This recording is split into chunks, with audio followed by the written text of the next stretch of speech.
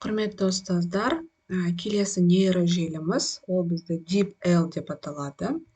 Бұл нейрожеліні табу үшін сәйкесінше біз Google-ға запрос жазамыз, DeepL деп. Мінекей өзінің аты айтып тұр. Самый точный переводчик в мире дейді. Әлемдегі ең жақсы аударатын аудармашы переводчик DeepL деп аталады екен.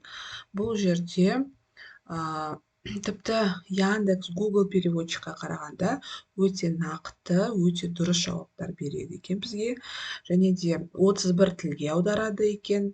Соның ішінде PDF, Doc, PPTX деген файлдарды бізге аударып береді екен. Және де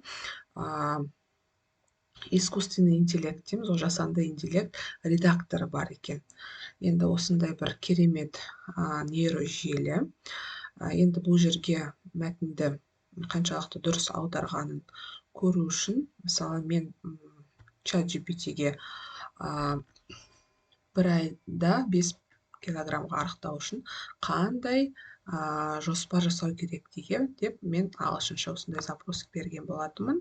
Осы запросты енді біз негізі ChatGPT бұл жерде өзі-ақ аударып бере алады, бірақ біз осы DeepL-дің мүмкіндіктерін тексеру үшін осы мәтінді қоямыз. Және де бізге 1 секундтың ішінде осылай аударып берді. План тренировок, кардиоупражнения, ходьба на велосипеде.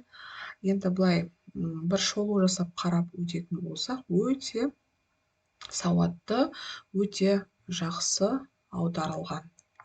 Яғни осы аудармашыны, DeepL деп аталатын аудармашыны қолдана аласыздар. Бұл аудармашының маған өте ұнағаны файлдарды да жүктеп, файлдарды жаңағы бірден аударуға болатындығы өте қатты ұнады.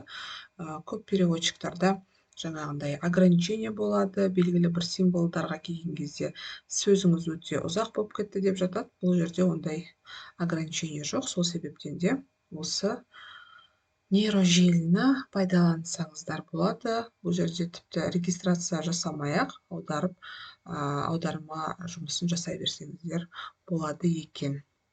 Бір кәделеріңізге жарап қалар деп ойлаймын. Назарларыңызға рахмет.